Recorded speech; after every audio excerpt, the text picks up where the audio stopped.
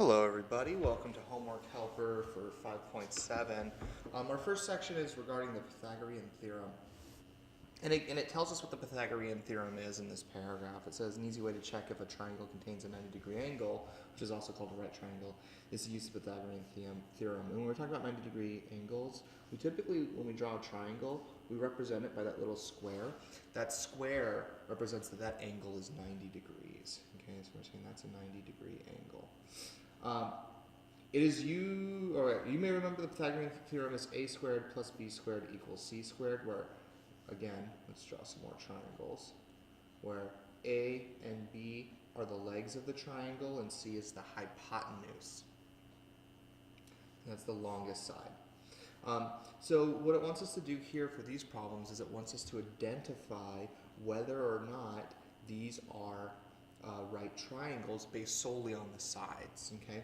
And so here's the thing, we always know that C, the hypotenuse, is going to be the largest side. So when I look at a problem like number 1, if this were a triangle, I would know, and my triangle's not going to be to scale here, that 41 would be the longest side, which is going to be my hypotenuse. 40 will be a leg and 9 will be a leg. Okay, so I know if this is a right triangle, we're not sure, we're making a hypothesis, okay? We're trying to see if this is going to be true or not. If it is true that this is a right triangle, then I know that 40 squared plus 9 squared would have to equal 41 squared. Okay, so to do that, because I don't know 40 squared off the top of my head, I could probably figure it out. What's it, 1,600 maybe? I don't know. So I'm going to do 40 squared, 1,600, so that's 1,600. And then I'm going to do 9 squared, which I know is 81. Plus 81. So that's 1681, and so that has to equal 41 squared. So if 41 squared is 1681, then I know this is a right triangle. So I'll do 41 squared, and it is 1681. So since 1681 equals 1681, I would say, yes, this is a right triangle. Okay, so that's all that this one's asking us to do. The next one is a little bit more complicated. So let's go ahead and take some time with this. So what this wants us to do is it wants us to solve each equation using substitution, and then check our solution for both equations. In this problem, substitute x plus 1 in place of y, the second equation. It kind of gives us that little step, because if this is what y equals, then we just plug y in here. This is how we solve a system of substitution. So what I would do here is, since y is the same as x plus 1, the first step would be to take that and plug that in for y in the second equation. So I copy down the second equation, x plus 2, but instead of copying down y, I copy down what y equals, which is x plus 1, and that's going to equal 8. I can now solve for x. I have x plus, this distributes, 2x plus 2 equals 8. Combine my like terms, because I have two x terms. So I have 3x plus 2 equals 8.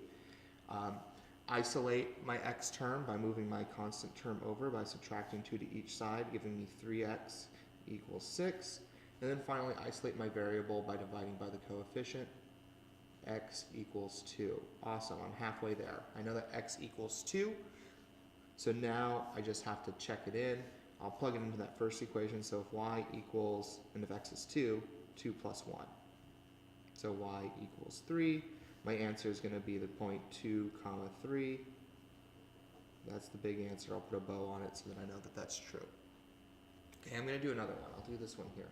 And then ideally what we would do is we take this number, plug it into both equations to see if it works. But to save us some time, I'm just going to do a second problem so that we have a better idea.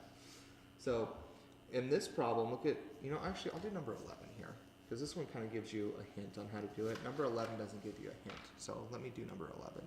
So for here, we see that x equals all of this, 9 plus 2y. So what I'm going to do is this, in the other equation, instead of writing x there, I'm going to write what x equals, 9 plus 2y. This is what substitution means. So to do that, I will have 3, and then what x equals, 9 plus 2y. And then I can copy down the rest, plus 5y equals 20, okay? All I did was I took what x equaled and substituted in for x in the second equation, okay? The 3 distributes. 3 times 9 is 27. 3 times 2 is 6y. And then I just copy down the rest. I can combine my like terms. 27 plus 11y equals 20.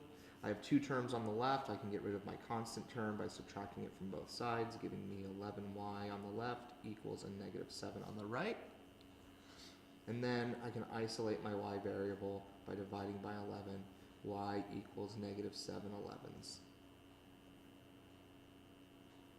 So now, all I need to do is plug it back into the other equation.